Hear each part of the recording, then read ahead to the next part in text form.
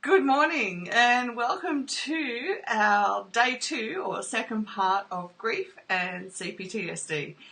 And yesterday we went through part 1 so that we could gain a greater understanding of the role that grief plays in our life, or the necessary part, because of all the trauma that happened to us throughout our childhood, and we need to grieve the things that we didn't have. Now, we got to a point yesterday where we were going through to understand. Oh, sorry, I forgot to tell you. My name's Linda and I'm currently in Brisbane, Australia. Okay, so grieving is an irreplaceable tool for resolving the overwhelming feelings that arise during emotional flashbacks. Moreover, grieving is the key process for working through the host of losses that come from growing up in a CPTSD-inducing family. Now, and that can predominantly happen. The CPTSD-inducing family is the family where there's emotional abuse, spiritual abuse, sexual abuse, physical abuse, etc., etc. Lack of nurturing, bullying, and I think I've just about named them all, okay? And I'm basing this work on the most magnificent book, which you can buy too, Complex PTSD From Surviving to Thriving by Pete Walker, and he's a lovely, lovely man.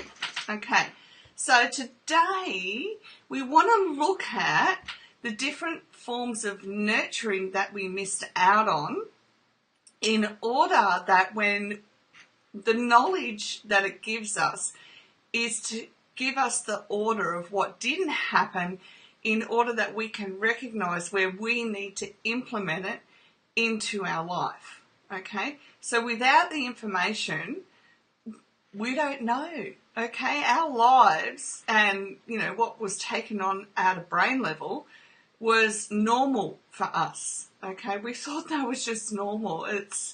And it wasn't, even though part of us always wanted more than what happened. We weren't equipped to know what was good or what was healthy. And especially if you've come from the generations that I did, where keep it silent, keep it secret, keep it safe. You don't tell anyone what's going on behind closed doors. And we all know that's got to stop.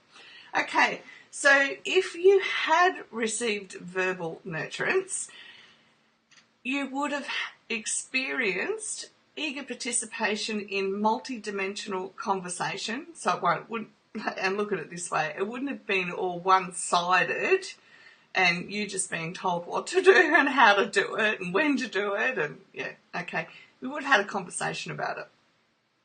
You would have received generous amounts of praise and positive feedback. Sorry. Part of me just wanted to start rambling on about, what's that? Make a joke of it. But it's this. The serious reality is that I had none of that as a childhood and in my childhood. But I can give it to myself now.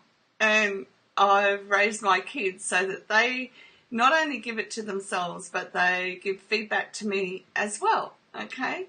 It's mutual, and that's what it should look like. It should be mutual. So, if you received verbal nurturance as a child, there would have been a willingness by your parents to entertain questions.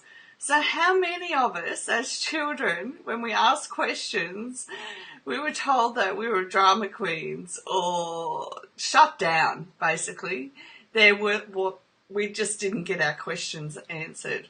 And I had the perfect analogy for this. As a teenager, I used to clean the bathroom in our home. And without fail, every week, my mum, without saying a word, would let me know that it wasn't good enough. Oh, and I love my mum, okay? And it used to frustrate me no end. And one day I got her into the bathroom, and it was specifically the shower, okay? I never seemed to do the shower good enough or right or proper. I have no idea. Anyhow, I said to her, I need you to tell me where it isn't done properly, because I literally couldn't see whatever she was seeing. Do you know what? She couldn't tell me. She couldn't verbalise what it was for her that wasn't right. You know what? I just had an epiphany. Maybe it was because it was done good enough, it just wasn't done to her perfectionist standard. That's good.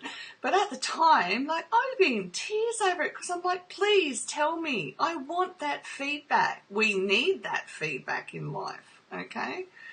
So if that didn't happen for you, very frustrating, okay? If we'd had verbal nurturance, we would have had teaching. We would have had reading of stories.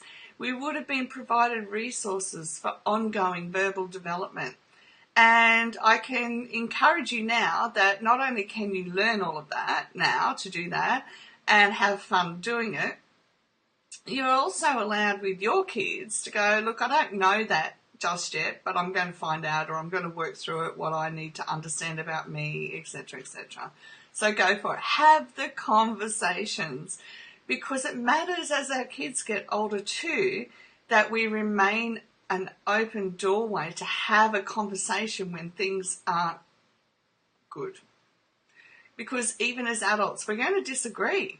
They're their own person. But we can sit down and not just agree to disagree, but understand where they're coming from and what they see, okay? Now, spiritual nurturance. If you had received spiritual nurturance, it would have involved seeing and reflecting back to you your essential worth, basic goodness, and loving nature, okay? So, your question is, as a child, was I raised to know that I have an essential worth above and beyond what my parents are judging? Was I raised in basic goodness? And was I raised to know that I have a loving nature?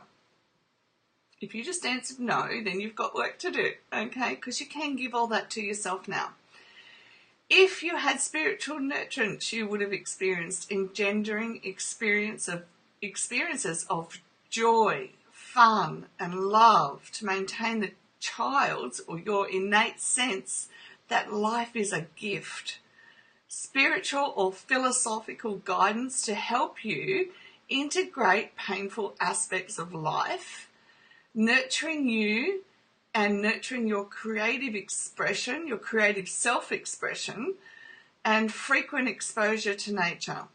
I'd just like to add, with the nurturing the child's creative self-expression, it would mean that you were allowed to explore what it meant for you to go about things in a different way than what your parents told you had to, okay? So some of this you need to sit down and pull apart and have a really good think about it, and speak to a professional about it too if you're unsure what it means for you in your life. Now, as we're going through, you can understand why, if you haven't received these things as a child, why there will be a grieving process, okay? And it's good. As we go through this, you'll understand why the grieving is good. Emotional nurturance. So if you were emotionally nurtured, you would have been met consistently. Now remember that, consistently, with caring, regard, and interest. You would have been, sometimes this gets pretty emotional for me because I recognise things that didn't happen for me. So I too go through the grieving process. You would have been met with caring, regard, and interest.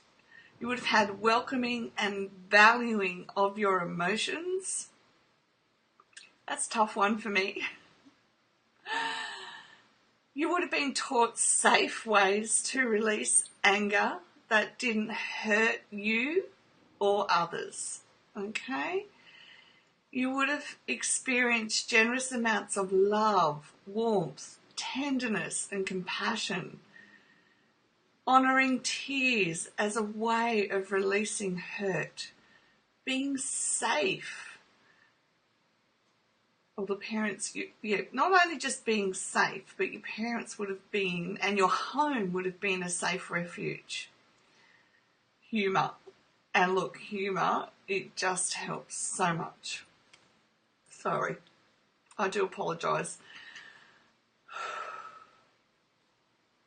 And this is why it's important to have conversations around our emotions, to do our journaling, and to really get in deep and get it out from within us. Okay, if you had experienced physical nurturance, you would have had affection and protection. You would have had a healthy diet and sleep schedule. You would have been taught habits of grooming and discipline and responsibility. You would have been helped to develop hobbies, have outside interests, and your own sense of personal style. You would have been taught how to have balance in rest, play, and work. I want you to know, above and beyond everything, that no matter how many things that you've picked out from the list, that the grieving process is not about sitting and staying in what I didn't have. It's about acknowledging how I felt at that time when I didn't have that. And those feelings come right up from a gut level, okay? So sometimes we just cry from our mind and it's just a release. But when the feelings engage, it does come up from deep. And it is a very big emotional energy and motion release. And you will know and experience the difference. Okay, there's a lot of information to take in there today.